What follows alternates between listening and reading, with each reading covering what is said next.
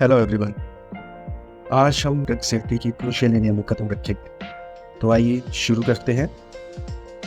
Drug safety का मतलब क्या है? मान लो एक व्यक्ति बीमार है, वो डॉक्टर के पास जाता है और डॉक्टर उसे मेडिसिन दे।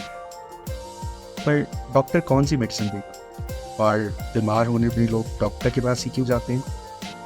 आप सोच रहे होंगे ये क्या बात है, बीमार होने के बाद डॉक्टर के पास ही जाएंगे और इसके पास जाएंगे। यस, पर डॉक्टर ही क्यों?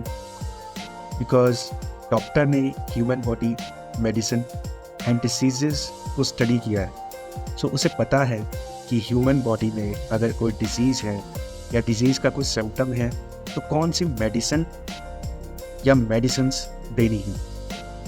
अब डॉक्टर एक मेडिसिन भी दे सकता है और मल्टीपल मेडिसिन भी दे सकता है, और ये डिपेंड करता है type of disease, symptoms and severity पे। सो गाइस, इसे मेडिसिन की जगह ट्रीटमेंट बोलना ज़्यादा सही, बिकॉज ट्रीटमेंट में मेडिसिन भी हो सकती हैं, एक्सरसाइजेज भी हो सकती हैं, प्रोसीजर्स, रेडियोथेरेपीज एक्सेट्रा भी हो सकती हैं। So there are lot of treatment options available. तो डॉक्टर को कैसे पता कि कौन सी मेडिसिन देनी है और किस पेशेंट को देनी है? वो पर्टिकुलर मेडिसिन देने से पेशेंट को फ़ायदा भी होगा या नहीं होगा।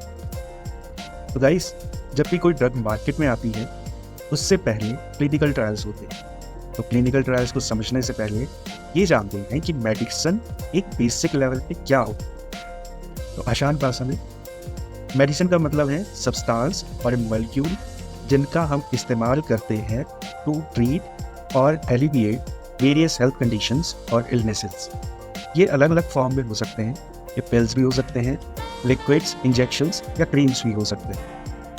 So all substances or molecules are not medicines or they will not be medicines. तो medicines हमेशा से medicine नहीं। These were initially molecules which had the potential to become medicines and they go through the trials and prove themselves to be effective in a medical condition with less harm.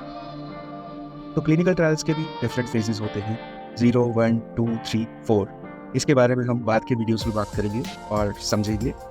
तो in clinical trials में drug के बारे में जितनी भी information होती है वो इकट्ठी की जाती है, स्टार्टिंग फ्रॉम एनिमल ट्रायल्स और in vitro studies, studying the behaviour of drug in humans through the administration of doses, small doses which is called pharmacokinetics, then checking the effective dose, efficacy and safety valuation.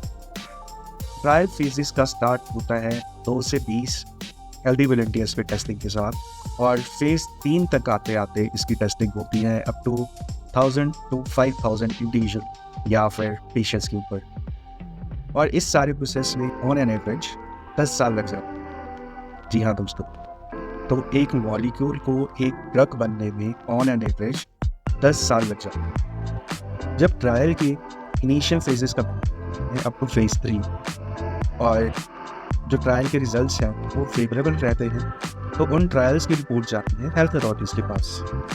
Health authorities evaluate करते हैं उन reports को, और अगर सब सही है तो कंपनी या फिर फार्मा कंपनी या फिर MAH को अप्रूवल मिल जाता है उस ड्रग को मार्केट करने का। अब उस ड्रग की मार्केटिंग होती है जिसमें कंपनी रिप्रेजेंटेटिव्स डॉक्टर को बताते हैं कि उनकी ये ड्रग है और उसके क्या फ़ायदे हैं और क्या नुकसान है। तो इस तरह से डॉक्टर्स को पता चलता है कि कौन सी मेडिसिन देनी है और कौन सी कंडीशन में देनी है। पर अब ये स्टडी हुई है मैक्सिमम 1000 to 5000 इंडिविजुअल्स या फिर पेशेंट्स में, पर ये प्रिस्क्राइब होती है सब पेशेंट्स में जहाँ और जिन कंट्रीज में ये अप्रूव होती है। तो हमारी जो टारगेट पॉपुलेशन है वो बहुत बड़ी हो जाती है। उसमें एजड लोग भी आते हैं, बच्चे और प्रेग्नेंट औरतें भी आते हैं, और कुछ ऐसे लोग भी आते हैं जिनको कोई स्पेसिफिक कंडीशन है, बीमारी है और वो ट्रायल्स में कवर नहीं। तो उन लोगों में ये ड्रग टेस्ट नहीं हुई है और ये ड्रग अलग तरीके से भी एक्ट कर सकती है। तो इसलिए रेगुलेटरी अथॉरिटीज़ कहती हैं कि आफ्टर अप्रूवल भी हमें ड्रग के इफ़ेक्ट्स की मॉनिटरिंग या चेकिंग कंटिन्यू करनी है।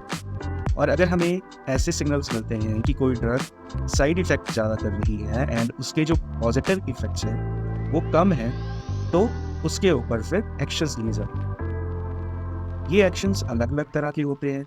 उनके बारे में हम आगे आने वाले वीडियोस में बात करें। एग्जाम्पल के लिए रेनिटिडीन या ज़ेंटेक, इसको वर्ल्ड वाइड विड्रॉ किया गया था because it was found to be spontaneously breaking down into a carcinogen.